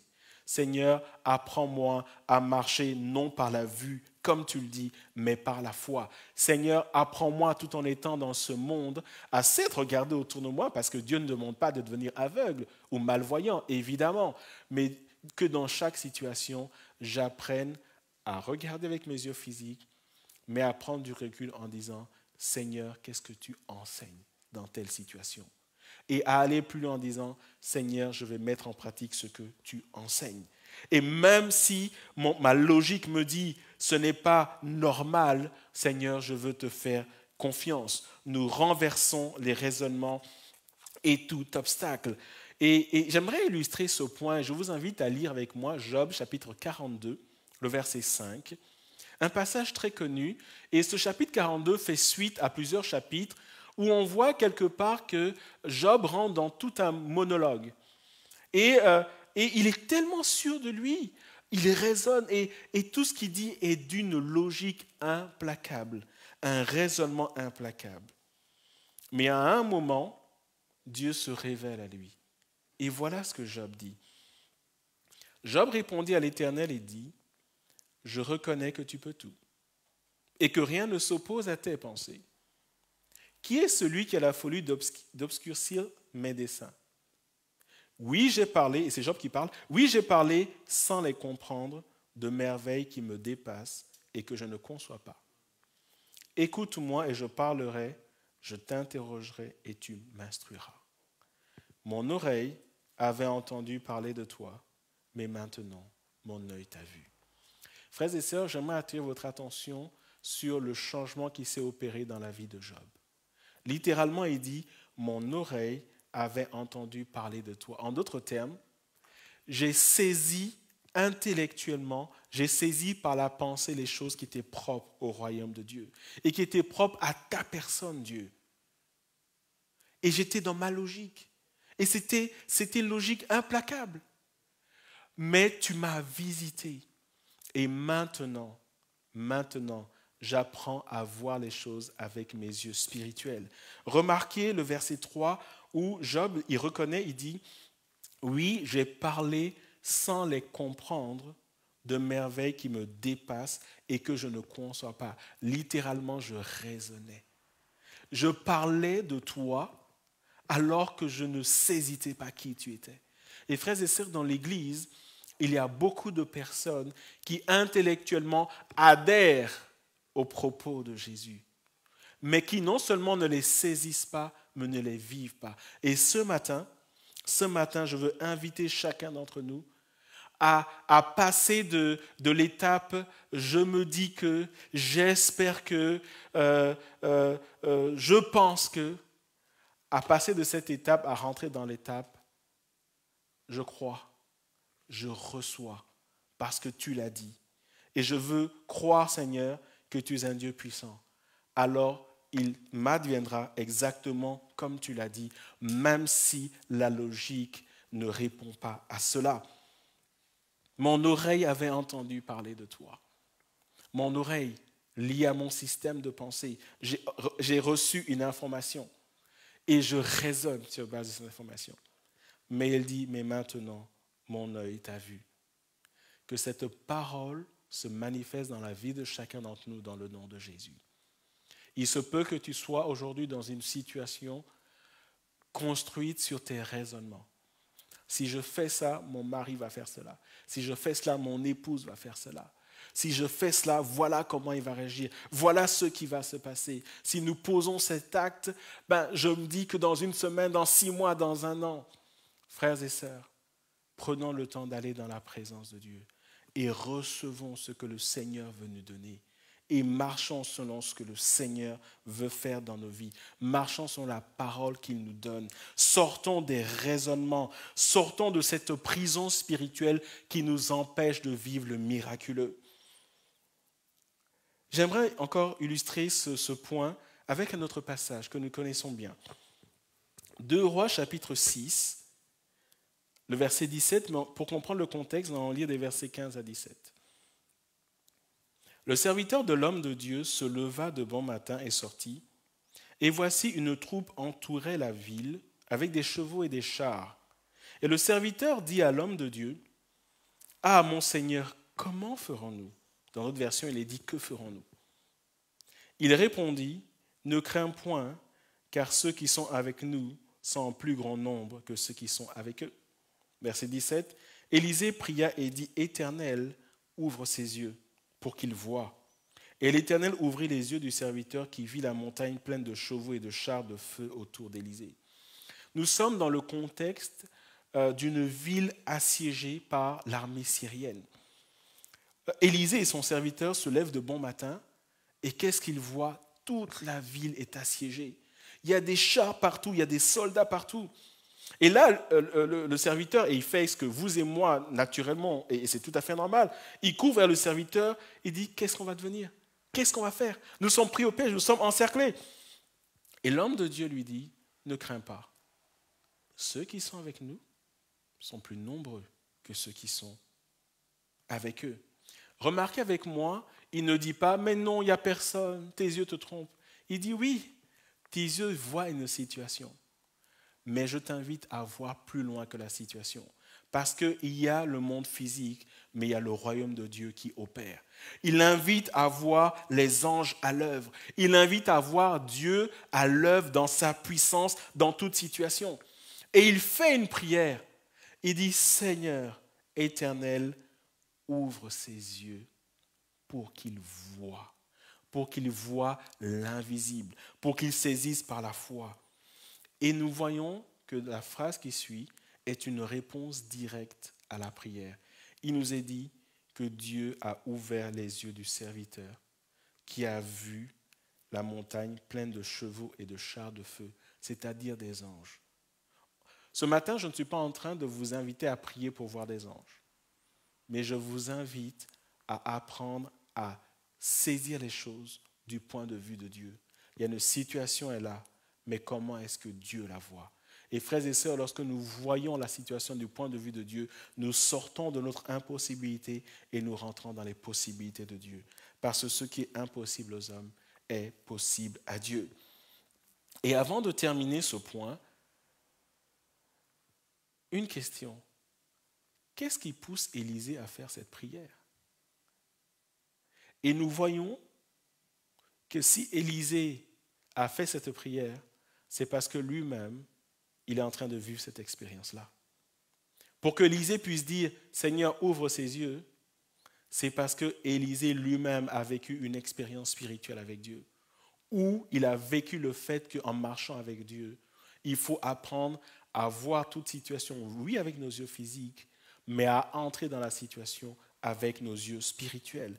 Et cela m'amène à vous reparler de Moïse, dont je vous ai parlé il y a 2 semaines, pour terminer ce premier point. Qu'est-ce qui amène Élisée à savoir qu'il faut toujours voir des choses du point de vue de Dieu? Lorsque nous lisons l'histoire d'Élisée, nous voyons qu'il a vécu une expérience avec Dieu. Une expérience similaire à celle que Moïse a vécue. Et c'est sur ce point que j'aimerais revenir. Exode chapitre 3, versets 1 à 6 nous dit ceci. « Moïse était devenu berger du troupeau de son beau-père Jéthro, le prêtre de Madian. Il conduisit le troupeau derrière le désert et vint à la montagne de Dieu à Horeb. L'ange de l'Éternel lui apparut dans une flamme de feu au milieu d'un buisson. Moïse regarda et vit que le buisson était tout en feu sans être consumé. Moïse dit, « Je vais faire un détour pour voir quelle est cette grande vision et pourquoi le buisson ne brûle pas. » Verset 4, « L'Éternel vit qu'il faisait un détour pour regarder. L'Éternel l'appela du milieu du buisson en disant, « Moïse, Moïse !» Il répondit, « Me voici. » Dieu dit, « Ne t'approche pas d'ici, retire tes sandales, car l'endroit où tu te tiens est une terre sainte. » Il ajouta, « Je suis le Dieu de ton père, le Dieu d'Abraham, le Dieu d'Isaac et le Dieu de Jacob, Moïse se cacha le visage car il avait peur de regarder Dieu. Et comme je vous l'ai dit il y a 2 semaines, cette expérience a bâti la foi de Moïse. Pourquoi? Parce qu'au-delà d'un buisson que nous appelons le buisson ardent, un buisson qui ne se consume pas, au-delà de cela, Dieu a fait quelque chose en apparant ainsi à Moïse. Lorsque Dieu fait vivre à Moïse l'expérience du buisson ardent, Dieu se révèle comme étant le Dieu de miracles. Dieu se révèle comme étant le Dieu de sainteté. Dieu se révèle comme étant un Dieu éternel. Comment est-ce que je le sais? Parce que Dieu dit, je suis le Dieu de ton père, le Dieu d'Abraham, d'Isaac et de Jacob. Ça supposait que Dieu existait déjà en ce temps-là, avant d'arriver à Moïse lui-même. Et lorsque Dieu dit ça à Moïse, Moïse se dit, ce Dieu-là, ce n'est pas maintenant qu'il existe. Il est là depuis le début. C'est un Dieu qui parle. Et Moïse sait qu'il peut être dans la présence de Dieu pour lui parler. Et par définition, d'un Dieu qui parle, d'un Dieu qui agit, c'est un Dieu vivant. Un Dieu qui est capable de faire brûler un buisson sans qu'il ne se consume est un Dieu qui est puissant. Et je peux continuer comme ça encore longtemps ce matin en faisant ressortir tous les attributs de Dieu. Mais qu'est-ce que j'aimerais dire par là? J'aimerais dire par là, frères et sœurs, que pour voir l'invisible, il faut d'abord savoir qui est Dieu. Il faut connaître le Dieu que nous adorons. Il faut savoir pourquoi nous marchons avec Dieu. Et j'ai une question pour toi ce matin. Si l'Église avait été ouverte, qu'est-ce qui te motiverait pour venir ici? Est-ce la joie de revoir les frères, en particulier en ce moment où nous ne sommes pas vus depuis des mois? Ou est-ce d'abord le fait d'être dans la présence du Dieu vivant, le Dieu à qui tu as consacré ta vie, le Dieu qui t'a sauvé, le Dieu qui a envoyé son Fils mourir à ta place à la croix, le Dieu qui a écrit ton nom dans le livre de vie? Qu'est-ce qui te motive? Lorsque tu pries, tu te mets à genoux dans ta chambre, lorsque tu pries, lorsque tu ouvres la parole de Dieu, et j'espère que tu l'ouvres, qu'est-ce qui te motive? Est-ce l'habitude ou est-ce une relation avec un Dieu vivant? Moïse ayant vécu cela avec Dieu, cela a construit sa foi et cela l'a amené à marcher avec Dieu. Et nous l'avons lu dans le verset 27, à manifester, à mettre en action sa foi et à voir les choses qui n'existent pas comme si elles existaient, parce que Dieu était réel pour lui. Moïse a appris à ne pas marcher selon la vue, mais à marcher selon la foi. Et voir l'invisible nous amène, mes frères, à faire cette prière qu'Élisée a faite. Seigneur, ouvre mes yeux. La foi voit l'invisible. Seigneur, ouvre mes yeux. Le deuxième point, la foi croit l'incroyable. Nous sommes en train de parler de la foi agissante. La foi agissante qui s'articule autour de 3 verbes d'action: voir, croire et recevoir. Le premier point, c'était la foi qui voit l'invisible. Le deuxième point maintenant, la foi qui croit l'incroyable. Et nous allons lire 2 passages dans Hébreux 11 qui mettent en lumière cela. Or, sans la foi, il est impossible de lui être agréable, d'être agréable à Dieu, j'entends, car il faut que celui qui s'approche de Dieu croit que Dieu existe et qu'il est le rémunérateur de ceux qui le cherchent. Il faut que celui qui s'approche de Dieu croit que Dieu existe. Le verset 11 va plus loin. C'est par la foi que Sarah elle-même, malgré son âge avancé, fut rendue capable d'avoir une postérité, parce qu'elle crut à la fidélité de celui qui avait fait la promesse. Le mot-clé ici, frères et sœurs, c'est le mot promesse. Parce qu'elle crut à la fidélité de celui qui avait fait la promesse. Et avant de développer ce point, j'aimerais que nous lisons un autre passage dans Romains. Romains chapitre 4, versets 18 à 21. Et c'est encore une fois Paul qui s'adresse à l'église qui est dans la ville de Rome. Romains 4, 18 à 21 dit ceci. En parlant d'Abraham, le mari de Sarah, Espérant contre toute espérance, Abraham a cru et est ainsi devenu le père d'un grand nombre de nations, conformément à ce qui lui avait été dit. Telle sera ta descendance. Sans faiblir dans la foi, il n'a pas considéré que son corps était déjà usé, puisqu'il avait près de 100 ans, ni que Sarah n'était plus en état d'avoir des enfants. Il n'a pas douté par incrédulité de la promesse de Dieu, mais il a été fortifié par la foi. Retenez ce point, il a été fortifié par la foi et il a rendu gloire à Dieu, car il avait la pleine conviction que ce que Dieu promet, il peut aussi l'accomplir. Abraham s'est fortifié par la foi. Et sur quoi a été basée cette foi? Sur une parole, une promesse que Dieu lui a donnée. Et cela m'amène, et nous voyons que c'est semblable à Sarah dans Hébreux 11:11. Et ça m'amène à dire ceci, frères et sœurs, ce qui active la foi, la base de la foi, c'est la parole de Dieu. En d'autres termes, moins nous lisons la parole de Dieu, moins notre foi grandira et sera activée. Nous voyons qu'ici, que tant Abraham que Sarah ont cru l'incroyable, leur foi les a portés au-delà de ce que leurs yeux voyaient parce qu'ils avaient reçu une parole de Dieu. Et ils ont compris que Dieu qui est si grand, si puissant, quand il dit quelque chose, cela s'accomplit toujours. J'aimerais illustrer ce point avec un passage que nous connaissons, une histoire que nous connaissons. Nous sommes dans Luc chapitre 5, les versets 1 à 7. Luc chapitre 5, versets 1 à 7, qui normalement va apparaître à l'écran. Comme Jésus se trouvait auprès du lac de Génézareth et que la foule se pressait autour de lui pour entendre la parole de Dieu, il vit au bord du lac 2 barques d'où les pêcheurs étaient descendus pour laver leurs filets. Il monta dans l'une de ces barques qui était à Simon et il le pria de s'éloigner un peu de terre. Puis il s'assit et de la barque il enseignait la foule. Lorsqu'il eut cessé de parler, il dit à Simon, « Avance en pleine eau et jetez vos filets pour pêcher. » Simon lui répondit, « Maître, nous avons travaillé toute la nuit sans rien prendre, mais sur ta parole, je jetterai le filet. » L'ayant jeté, ils prirent une grande quantité de poissons et leur filet se rompait. Ils firent signe à leurs compagnons qui étaient dans l'autre barque de venir les aider. Ils vinrent et ils remplirent les 2 barques au point qu'elles s'enfonçaient. Le contexte de ce passage, c'est des pêcheurs professionnels qui ont passé toute la nuit à pêcher et qui en sont sortis épuisés, fatigués, découragés. Ils ont mis en œuvre toute la technique de pêche qu'ils connaissaient et ça n'a rien donné. Et le matin, ils sont épuisés, ils lavent leurs filets. En bon professionnel, on va dire qu'ils lavent leurs outils, ils nettoient leurs outils. Et voilà que Jésus monte dans la barque, et il lui demande de s'éloigner. Et un moment, après avoir enseigné, Jésus lui dit, « Jette ton filet ». Jésus lui donne une parole.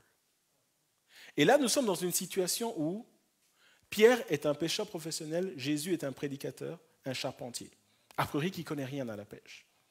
Et là, Pierre, il a envie de dire, « Écoute, on connaît notre boulot, on a mis tous nos efforts, mais on est fatigué, on est découragé. » Et peut-être que ce matin, tu peux dire aussi, cette situation que je vis, je suis fatigué, je suis découragé. Des statistiques montrent, et ça c'est vrai dans tous les pays du monde et même en Belgique, que pendant ce confinement, beaucoup de couples ont été mis en mal. Et je sais que lorsqu'on parle de ces couples-là, on parle aussi de couples chrétiens, où le confinement nous a obligés à être plus souvent ensemble. Et lorsque déjà il y avait une situation sous-jacente qui était là, elle n'a fait que s'empirer. C'est vrai aussi pour les enfants à l'égard des parents et vice-versa. C'est vrai pour des frères et sœurs. Des relations familiales ont été mises à mal parce que le confinement nous l'a imposé quelque part, nous a imposé d'être ensemble. Mais comme le modèle n'était pas bon dans le passé, ça n'a fait que s'empirer. Et peut-être qu'aujourd'hui, toi qui es sous le son de ma voix, tu dis « je suis fatigué ». J'ai mis beaucoup d'efforts, j'ai essayé, j'ai voulu mettre cela en place, je n'en peux plus. Et c'est ce que Pierre vit. Mais Jésus donne une parole. Et Pierre va dire, on a travaillé toute la nuit. Je veux juste que tu saches. Et aujourd'hui, le chrétien du 21e siècle, le chrétien de 2020, il est du genre, j'ai déjà donné, c'est bon, j'arrête. Mais Pierre va plus loin, il dit, mais sur ta parole, je jetterai le filet. 2 points que j'aimerais développer. Luc chapitre 5, verset 5, mais sur ta parole, je jetterai le filet. Frères et sœurs, notre foi, elle est activée par 2 choses. D'abord, par l'obéissance. Pierre dit, sur ta parole. Ta parole dit ceci, moi j'ai tout essayé, il n'y a rien intellectuellement qui me dit que ton truc va marcher, mais parce que tu es Dieu, tu as parlé, je veux obéir à ta parole. Le deuxième point, la persévérance. Lorsqu'il dit « je jetterai ». En d'autres termes, il a travaillé toute la nuit, mais il fait un effort supplémentaire. Je jetterai. Je suis déjà fatigué, je n'en peux plus, je connais mon boulot, j'ai mis en œuvre toutes les techniques des psychologues, des conseillers conjugaux, des bouquins, j'ai mis en place les conseils de mes amis. Ça ne marche pas.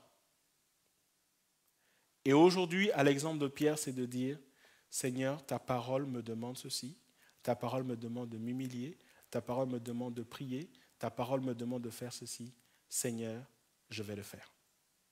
L'obéissance, la persévérance active notre foi et nous amène à saisir ce qui est incroyable, à saisir ce qui va au-delà de l'humain et qui rentre dans le surnaturel.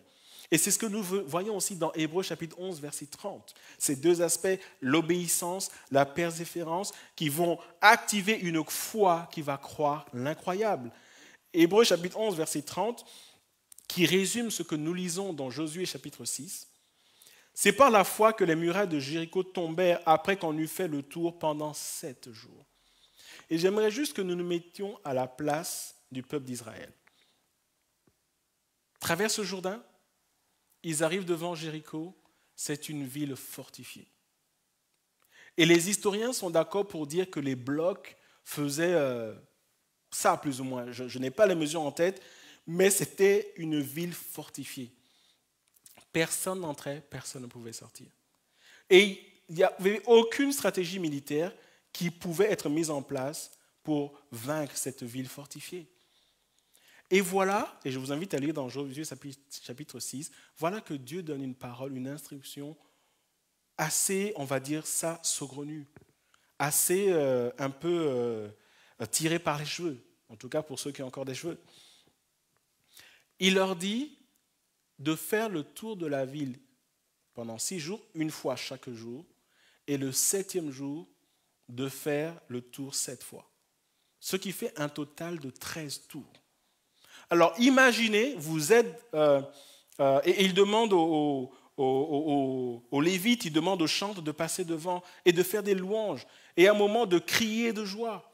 Alors imaginez, vous êtes dans le peuple, et Josué vient dire, Dieu a dit on fait le tour. J'imagine que le premier jour, vous pouvez dire, ouais, ok, on a traversé le Jourdain. Oui, pourquoi pas. Vous faites le tour une fois. Il ne se passe rien. Et faire le tour, ce n'est pas juste une balade de 5 minutes, c'est une ville fortifiée. Il y a quelques kilomètres au compteur. Le 2e jour, le 3e jour, le 4e jour. Je ne sais pas vous, mais à un moment, j'irai voir Josué pour dire, t'as 1 minute Josué ? Écoute Josué, tu sais qu'on t'aime bien. C'est vrai quoi, tu as pris la solution de Moïse, tu es courageux, et puis on a traversé le Jourdain. Voilà, tu sais, Josué, tu es un bon gars au fond, il n'y a rien de personnel. Mais comment te dire, Josué ? Non, cette fois-ci, on n'achète pas ton truc. Écoute, on fait le tour sous le soleil, nos pieds sont blessés par les cailloux, etc. Il n'y a rien qui se passe. Il n'y a rien qui se passe. Écoute, on ne te suit plus. Josué, c'est bon. Mais la Bible nous dit qu'ils ont continué à le faire. Et pour couronner le tout, le dernier jour, le 7e jour, il ne faut pas faire une fois le tour, il faut faire 7 fois le tour. Nous voyons une dimension d'obéissance et une dimension de persévérance.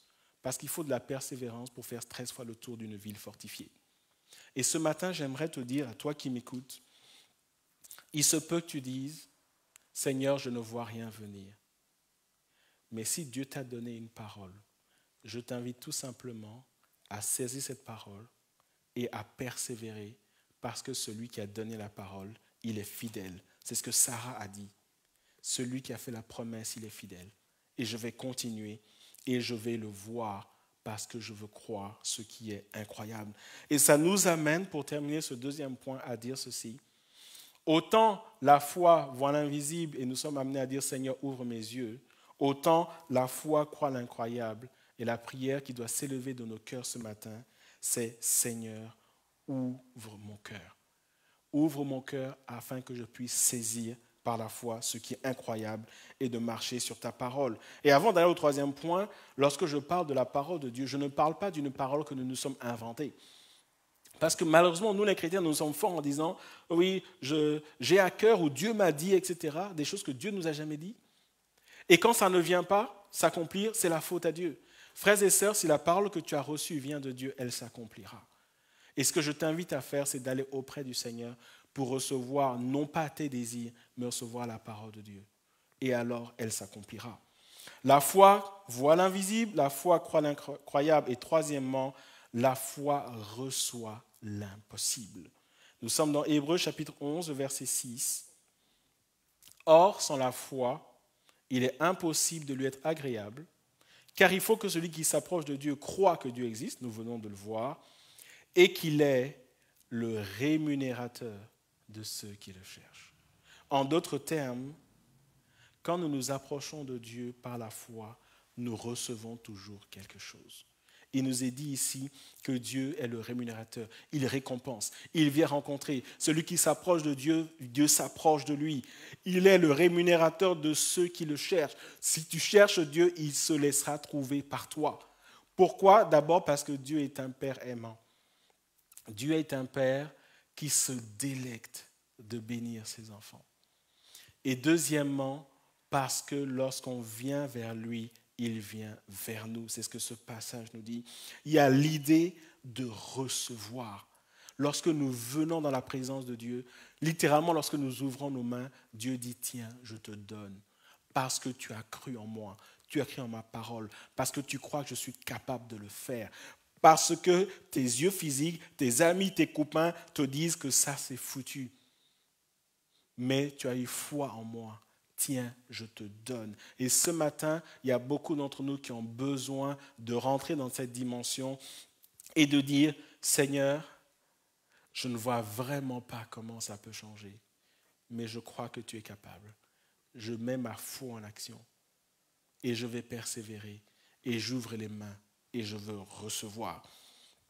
Dans Marc chapitre 11, les versets 22 à 24, pour illustrer ce point, Marc 11, 22 à 24, Jésus prit la parole et leur dit, « Ayez foi en Dieu. » Il commence en disant, « Ayez foi en Dieu. » Je vous le dis en vérité, si quelqu'un dit à cette montagne, « ôte-toi de là et jette-toi dans la mer », et s'il ne doute point en son cœur, mais croit que ce qu'il dit arrive, il le verra s'accomplir. C'est pourquoi je vous dis tout ce que vous demanderez en priant. Croyez que vous l'avez reçu, et vous le verrez s'accomplir. À l'évidence, on ne parle pas ici de nos désirs, mais on parle du fait de demander quelque chose à Dieu qui est conforme à sa parole ou qui n'est pas contraire à sa parole. Il ne s'agit pas d'avoir une liste de desiderata, de choses charnelles que nous amenons dans la présence de Dieu. Mais ce passage nous dit que lorsque notre demande elle n'est pas contraire aux principes divins, lorsque nous venons par la foi, lorsque nous nous approchons de Dieu, Dieu s'approche de nous.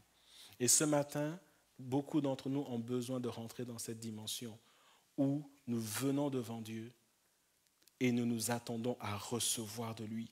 Et nous croyons qu'il le fera au moment opportun, sans nous fatiguer, sans nous décourager, parce qu'il est dit ici, et s'il ne doute point en son cœur. La foi ne doute pas de Dieu. La foi a confiance en Dieu. Permettez-moi d'illustrer ce point. Et lorsque je parle de la foi qui reçoit l'impossible, tout au long de Hébreux 11, nous le voyons. Pourquoi? Parce qu'il nous est dit, c'est par la foi qu'ils ont fait ceci. C'est par la foi qu'ils sont allés dans cette dimension. Littéralement, ils ont mis en action leur foi et ils ont reçu quelque chose. Et c'est parce qu'ils ont reçu quelque chose que cela a été mis dans le chapitre 11 du livre d'Hébreux. Une foi qui reçoit l'impossible. J'aimerais juste, avant de terminer ce message, lire 3 passages. Marc chapitre 2, verset 5. 3 différentes situations. Marc chapitre 2, verset 5. Jésus, voyant leur foi, dit au paralytique, « Mon enfant, tes péchés sont pardonnés. » Ce qui ouvre la porte, la percée spirituelle, elle se trouve dans l'expression « Jésus, voyant leur foi ».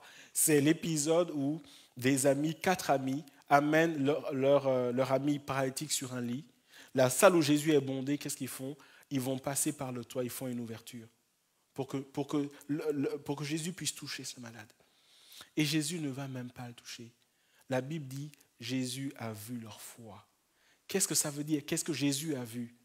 Jésus a vu que dans leur démarche, ils sont venus pour recevoir. Et ils ont reçu. Jésus voyant leur foi. Nous avons Luc chapitre 8, verset 48, l'histoire de cette femme souffrant d'une perte de sang depuis de nombreuses années.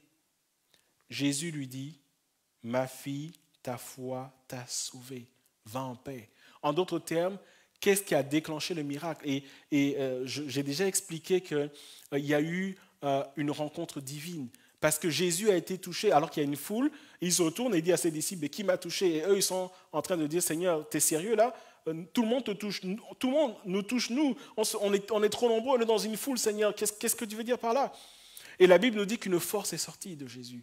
En d'autres termes, il y a eu une rencontre divine. Littéralement, le ciel est venu sur la terre. Il y a une rencontre entre le ciel et la terre. Mais qu'est-ce qui a déclenché cela? Jésus dit, « Ma fille, ta foi t'a sauvée. » Ta foi. En d'autres termes, tu as manifesté ta foi, tu as reçu. Tu t'es approché de Dieu, Dieu s'est approché de toi. Littéralement, il y a eu un transfert du ciel vers la terre. Et enfin, 3e passage, Actes chapitre 14, verset 9. Il écoutait parler Paul, et Paul, fixant les yeux sur lui et voyant qu'il avait la foi pour être guéri. Paul regarde quelqu'un et il nous est relaté, voyant qu'il avait la foi pour être guéri, voyant qu'il avait la foi pour recevoir sa guérison. Et quand vous lisez la suite, il a été guéri. Jésus voyant leur foi, Paul voyant qu'il avait la foi pour être guéri, ou encore Jésus dit à cette femme, ta foi t'a sauvé. La foi qui reçoit l'impossible. Frères et sœurs, pour recevoir quelque chose de Dieu, nous devons y aller par la foi, sans douter, sachant que Dieu est le rémunérateur de ceux qui le cherchent. Et c'est tout ce que les personnages de Hébreux chapitre 11 ont vécu. C'est par la foi. C'est par la foi. La Bible nous dit que la foi sans les œuvres, elle est morte. En d'autres termes, si la foi n'est pas agissante, il n'y a rien qui se passe. Si nous ne traduisons pas notre foi en actes, ce n'est pas la foi, ce sont des idées. En d'autres termes, c'est bien de dire Amen à la parole de Dieu. C'est mieux de la mettre en pratique. Parce que c'est quand il y a la mise en pratique que des choses se passent dans nos vies. C'est quand on la met en pratique. Aujourd'hui, dans l'Église, les chrétiens connaissent ces versets. Parfois pas bien, mais oui, Dieu fait des miracles. Oui, Dieu a dit ceci. C'est une bonne chose. Mais il faut que ça aille plus loin. Il faut que nous le mettons en pratique. Il faut que nous nous attendons. Il faut que les phrases du genre « Je sais que Dieu fait des miracles, mais » soient remplacées par « Je sais que Dieu fait des miracles, point ». Le « mais » doit disparaître. Et c'est le « mais » qui ouvre la porte pour voir l'invisible, pour croire l'incroyable et pour recevoir l'impossible. J'aimerais terminer ce message par un témoignage. Un témoignage que je donne souvent, mais chaque fois que je vous le donne, je vous dis qu'il y a toujours un aspect nouveau parce que c'est quelque chose qui qui évidemment a plusieurs aspects. Je vous en ai déjà parlé, et donc je vais vous parler d'un aspect dont je ne vous ai jamais parlé. Je veux parler de la guérison de notre fille Janora qui a bientôt 4 ans, a été paralysée du pied droit. De son genou jusqu'à son pied était complètement paralysé. Et ça a duré des mois. Et s'en est suivi une opération du cerveau qui a duré pendant 6 heures. Et cette paralysie, elle en a été atteinte pendant 5 à 6 mois. Mais avant que nous ne réalisions qu'elle perdait sa mobilité graduellement, et la perte de mobilité a duré plusieurs semaines, le Seigneur nous avait donné une parole bien avant que ça ne commence. Et cette parole se trouve dans Luc chapitre 8, verset 50, où lorsque Jésus parle à Jairus de sa fille, Luc chapitre 8, verset 50, Jésus lui dit « Ne crains pas, crois seulement, ta fille sera sauvée. » Une autre version dira « Ta fille sera guérie. » Et pour que je rétablisse la vérité, ce n'est pas moi qui ai reçu cette parole, c'est mon épouse Zorette qui a reçu cette parole à 3 reprises, on va dire en l'espace de peut-être 4 ou 5 semaines, bien avant le début de la perte de mobilité de notre fille. Et ça, nous ne le savions pas. Et bien avant cela aussi, nous avions regardé un film en famille, comme nous le faisons souvent. Nous avons des jours où on va dire cinéma en famille, où nous regardons des films, où nous discutons, qu'est-ce que tu en penses, etc. C'est un moment familial que nous passons. Et ce jour-là, nous regardions un film chrétien, un film qui parlait, j'ai oublié le titre, mais un film qui parlait d'une fille qui était malade, qui était à l'article de la mort, qui perdait toutes ses facultés, qui était aussi paralysée, et ça avait duré des années. Et je me rappelle à la fin de ce film, on se disait « Waouh, quelle épreuve pour une famille, par quoi ils ont pu traverser. » Mais Dieu a fait un miracle. À la fin du film, Dieu a fait un miracle, mais que de souffrance. Et comme j'ai dit, ça a duré des années. Et je me rappelle, nous nous disions « Waouh, en tout cas, vivre ça, ça va être costaud. » Nous ne savions pas que nous allions le vivre quelques mois après. Mais entre-temps, Dieu nous a donné une parole. Et sur cette parole, pendant 6 mois, nous prions sur cette parole-là. Mais je ne veux pas parler de nous les parents, je veux parler de notre fille Janora avec qui on priait. Et littéralement, ce qu'on faisait chaque jour, on mettait la main sur son pied et on priait. Parce que nous croyons que Dieu guérit et Dieu fait des miracles. Nous prions et on attendait, et le lendemain, le pied était toujours paralysé. Et à un moment, Janora a pris un bic et une feuille, et elle a commencé à écrire à Dieu. Et elle a dit, Seigneur, tu as dit dans ta parole que tu fais des miracles. Alors voilà ce que je te demande. Elle a commencé à écrire, je veux remarcher, je veux faire de la danse, je veux refaire de la piscine, je veux redevenir normal, je veux repartir à l'école. Elle a ajouté, je veux repartir en classe des neiges parce qu'il y avait un programme en classe des neiges. Je vous dirai ce que ça a donné par la suite. Et elle a mis des cases et elle a coché. Et nous, en tant que parents, on était persuadés que Dieu allait faire un miracle avant l'opération. La vérité, c'est qu'on ne voulait pas qu'elle aille à l'opération parce qu'elle aurait pu rester dans ce bloc opératoire. Nous savions que l'opération était risquée. Mais Dieu a permis qu'elle aille à l'opération. Et c'est la nuit après l'opération, alors que je rentre à la maison à minuit où Laurette m'envoie un message, et je me rappelle toujours de ce message qui est intitulé « Tu ne croiras jamais ce qui vient d'arriver ». Alors moi, je dis, je viens de quitter l'hôpital, on vient de passer par une épreuve de 6 mois, on est épuisé. La maison, je tourne la clé, je me rappelle, à minuit, 1 minute, je tourne la clé dans la porte, j'entre à la maison, tout est sombre, il n'y a personne. Pamela est avec une famille amie, je suis fatigué, c'est un mardi. Et là, je vois ce message, je dis, qu'est-ce qu'il y a encore? Et je la rappelle dans la foulée, et elle me dit, avec des émotions dans la voix, tu ne croiras jamais ce qui se passe. Son pied recommence à bouger.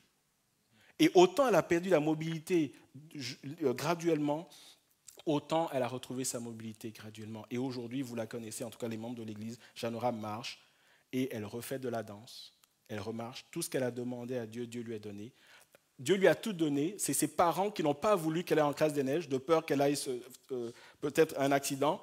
Mais tout ce qu'elle a demandé à Dieu, Dieu lui a donné. Elle a cru l'incroyable.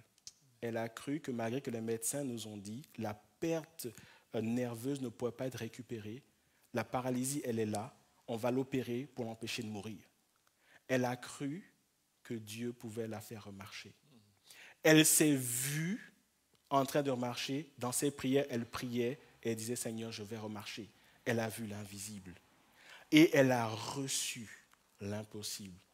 Quand elle dit à Dieu, je veux ceci, elle, littéralement, elle ouvrait ses mains en disant, redonne-moi la mobilité. Ouvre mes yeux, Seigneur. Et littéralement, elle a ouvert ses yeux, elle a ouvert son cœur et elle a ouvert ses mains. Et je veux terminer cette série, et mon Dieu vivra par la foi, par ce passage dans 1 Jean, chapitre 5, le verset 4. Parce que tout ce qui est né de Dieu triomphe du monde. Et la victoire qui triomphe du monde, c'est notre foi. Parce que tout ce qui est né de Dieu triomphe du monde. Et la victoire qui triomphe du monde, c'est notre foi. Voulons-nous vivre une vie chrétienne authentique et victorieuse? J'invite toute l'Église Vie Nouvelle à entrer dans une nouvelle dimension surnaturelle, la dimension de la foi, par laquelle Dieu nous approuve, nous bénit, par laquelle Dieu nous rencontre. Apprenons à dire, Seigneur, ouvre nos yeux, Seigneur, ouvre nos cœurs, Seigneur, ouvre nos mains, afin que nous puissions recevoir de toi. Et mon juste vivra par la foi. Et je vous invite maintenant à un temps de prière, si vous le voulez bien. J'aimerais simplement prier pour chacun d'entre nous. Alléluia. Alléluia. Seigneur, je veux te dire merci pour Hébreux chapitre 11.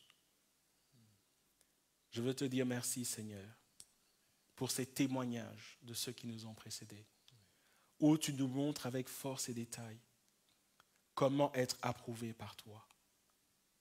Où tu nous montres, Seigneur, un cœur qui croit que tu existes et que tu es le rémunérateur de ceux qui te cherchent est un cœur que tu bénis. Et ce matin, Seigneur, je prie dans le nom de Jésus que tu ouvres nos yeux afin que nous apprenions à voir l'invisible. Seigneur, je prie au nom de Jésus que tu ouvres nos cœurs afin que nous apprenions à croire l'incroyable. Je prie, Seigneur, que tu ouvres plus grand nos mains, afin, Seigneur, que nous puissions recevoir le miracle que tu prépares pour nous, dans le nom de Jésus. Seigneur, lorsque tu dis « et mon juste vivra par la foi », tu nous amènes à voir, à croire et à recevoir. Et je prie, Seigneur, que notre foi ne soit pas une foi morte, mais une foi agissante, une foi vivante.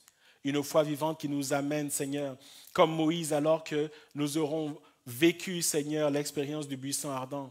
Une foi qui nous amène à tes pieds, à recevoir ta parole, à croire ta parole, à la confesser et à faire preuve d'obéissance et de persévérance. Dans le nom de Jésus. Je prie, Seigneur, qu'un vent nouveau souffle sur Ansar, au nom de Jésus. Un vent de foi, Seigneur. Je prie, Seigneur, que notre foi soit activée dans le nom de Jésus. Je prie, Seigneur, que tu nous aides à sortir de notre quotidien, de notre nonchalance spirituelle, de notre médiocrité spirituelle et donne-nous d'entrer dans ta destinée dans le nom de Jésus. Donne-nous, Seigneur, de marcher comme appartenant au royaume de Dieu dans le nom de Jésus. Seigneur, merci pour ces enseignements sur la foi. Et Seigneur, j'ai envie de dire, nous ne passons pas à une autre série, mais nous voulons vivre ta parole. Et je prie, Seigneur, que tu nous donnes, tu donnes à chacun d'entre nous, tu donnes à chaque homme, chaque femme, tu donnes aux couples, aux familles, aux jeunes, aux enfants, aux ados, Seigneur, aux femmes, Seigneur, d'entrer dans cette destinée dans le nom de Jésus. Dans le nom de Jésus. Seigneur, je veux proclamer au nom de Jésus que les murailles, les forteresses de raisonnement tombent maintenant au nom de Jésus. Au nom de Jésus. Seigneur, que cette parole et mon juste vivra par la foi soit une parole qui est vraie pour chacun d'entre nous ici à Ransard. Au nom de Jésus, pour chaque chrétien au son de ma voix. Au nom de Jésus-Christ de Nazareth. Alors, Seigneur, la victoire qui triomphera du monde, ce sera notre foi. Merci, Seigneur. Je reçois et nous recevons dans le nom de Jésus. Amen. Amen. Que Dieu vous bénisse, frères et sœurs. Amen. Gloire à Dieu. Merci, Pasteur Franck. Que le Seigneur te bénisse et vous, famille Vie Nouvelle, que vous puissiez être bénis à travers cette parole de Dieu qui a été proclamée ce matin.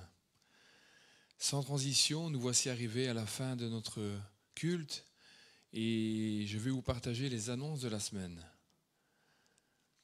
Mardi 30 juin, ce sera une nouvelle étude biblique avec notre frère, le pasteur Michael Williams. Et le thème qui sera en 3 parties, le thème sera sur l'évangélisation. Comment évangéliser? Qu'est-ce que l'évangélisation? Sommes-nous tous appelés à évangéliser? Toutes ces questions ont des réponses. Et ces réponses se trouveront les 3 prochains mardis dans des études que notre frère, le pasteur Michael Williams, nous apportera. Vendredi 3 juillet, notre réunion de prière, dès 19h, que nous puissions ensemble nous unir dans la prière. Et que, comme le disait le pasteur Franck, les forteresses qui sont là devant nous, érigées devant nous, toutes ces impossibilités, nous voulons le croire et n'attendons pas vendredi, nous pouvons déjà maintenant, s'il y a lieu, d'entrer dans les combats spirituels, afin de faire tomber tout ce qui vient nous opposer, nous empêcher d'entrer dans notre destinée, d'entrer dans nos victoires, d'entrer dans une pleine et entière victoire. Vendredi 19h. Samedi 4 juillet, réunion de femmes avec notre sœur Laurette, dès 15h sur Zoom. Vous recevrez un message, vous, mesdames, Vie Nouvelle-Laurençat, de la famille Vie Nouvelle-Laurençat, vous serez invités. Mais si vous, amis internautes, qui vous nous suivez, vous auriez l'envie de vouloir participer à cette réunion via Zoom, comment le faire? Simplement un numéro de téléphone. Je vais vous le donner. C'est le 0499 88 09 53. Et vous aurez l'occasion d'avoir le secrétaire de l'église Vie Nouvelle-Laurençat qui va vous répondre et qui va vous donner ce qui est nécessaire afin de pouvoir participer à cette réunion qui aura lieu ce samedi 4 juillet à 15h. Que nous puissions, nous, tous ensemble, prier pour ces rencontres.